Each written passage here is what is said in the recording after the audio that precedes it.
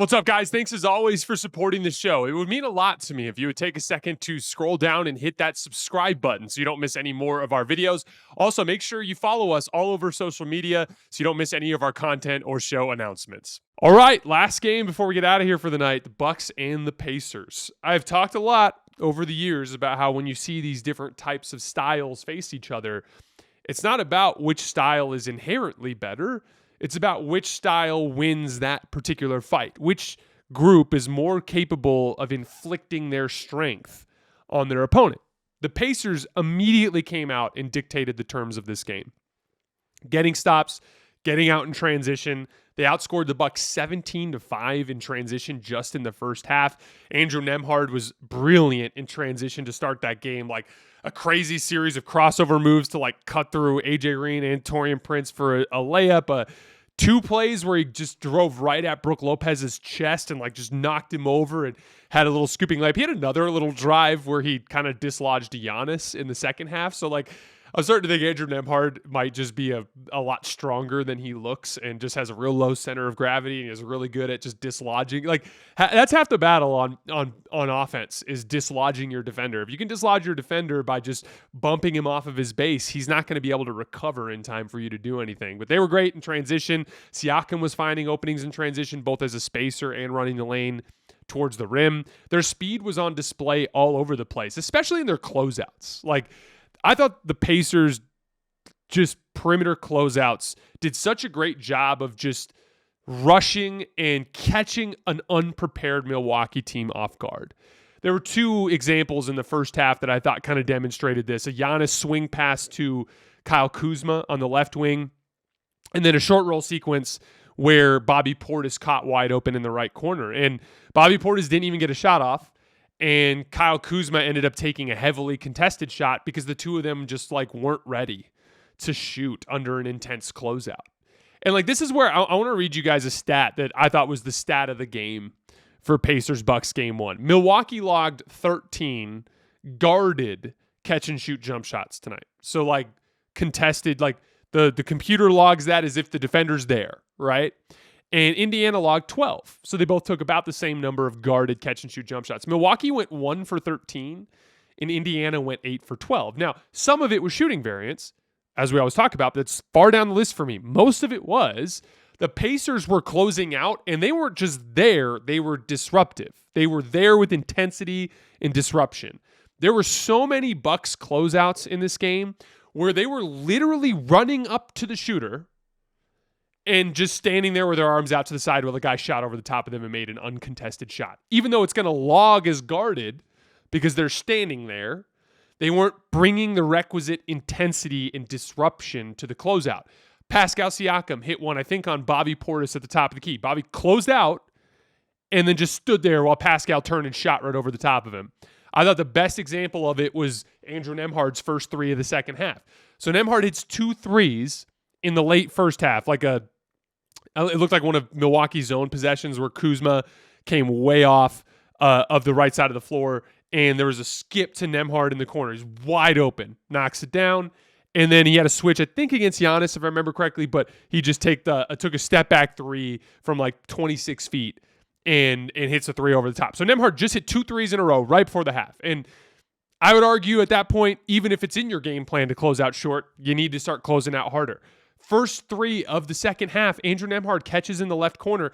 Taurean rotates and stands there. Like just runs up to in front of Andrew Nembhard and just stands there with no contest while Andrew Nembhard shoots a 3 over the top. And I'm like, you guys just aren't ready. Like the Bucks and the Lakers today, not ready for playoff basketball and ended up getting embarrassed as a result. There is a level of intensity that this environment brings that you have to be ready for.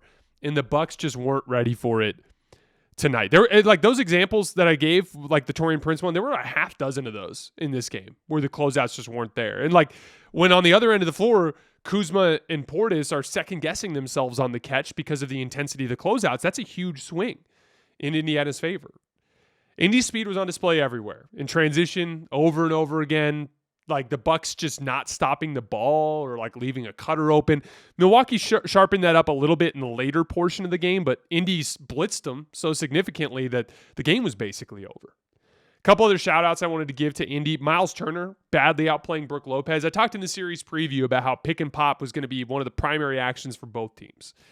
And, Giannis and Brook, they do lots of different variations of it where Brook will roll to the basket more. But, Brook's going to pop a lot in ball screens. Miles Turner popping at Tyrese Haliburton ball screens is one of the favorite pet actions for the Pacers. And so the ability of those guys to score in those situations was going to dictate the types of coverages that the teams are allowed to use, right? And Turner outscored him 19-9. Actually forced the Bucks into switching some of the Turner-Haliburton pick and rolls or pick and pops in the second half. He was a huge part of their success against the zone looks. He would screen the top man, which allowed the Pacer player to get into the middle of the floor. And if Brook was hanging back too much, he would pop. If on plays where Brook would show high out to the foul line, then Miles would just cut behind him and get easy opportunities at the basket. I thought he dominated that matchup today, and it was a huge swing factor in Indiana's favor. Siakam was great. Balanced scoring, transition, out of the post, spacing the floor off ball. All of that balanced scoring from all of those guys, from Nembhard, from TJ McConnell, from Siakam, from Turner, that allowed the Pacers to survive what was a rough shooting night from Tyrese Haliburton. And, relatively easily survive a rough shooting night from Tyrese Haliburton. I want to talk a little bit about Giannis. Giannis was a wrecking ball early in the game. He was a lot of Giannis Brook ball screens where they were just switching.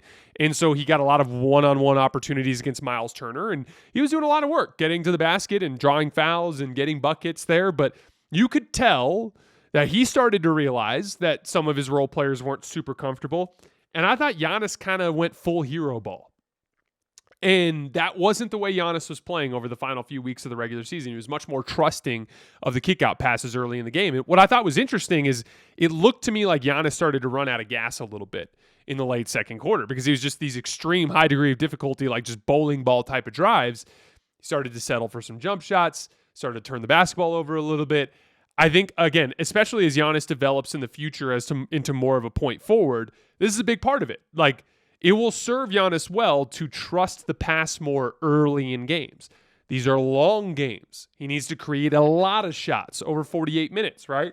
And so being more willing to just take easy reads early in the game will make it so that he has more gas in the tank to be more physically aggressive as the game progresses. Not to mention you can loosen up the defense by doing that. Obvious adjustments for Milwaukee. Just like I said for the Lakers, it's time to show up for the playoffs. You can't look surprised that the other team is playing super hard. You need to bring the intensity.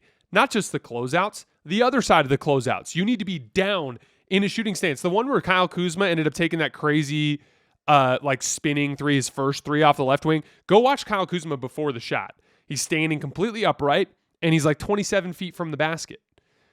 Instead, be down in a shooter's crouch, ready to go, so that on the catch you can quickly rise up or quickly rip to the basket one way. Be ready to go on the catch. That's part of the intensity. That's part of the mental focus you have to bring during the postseason.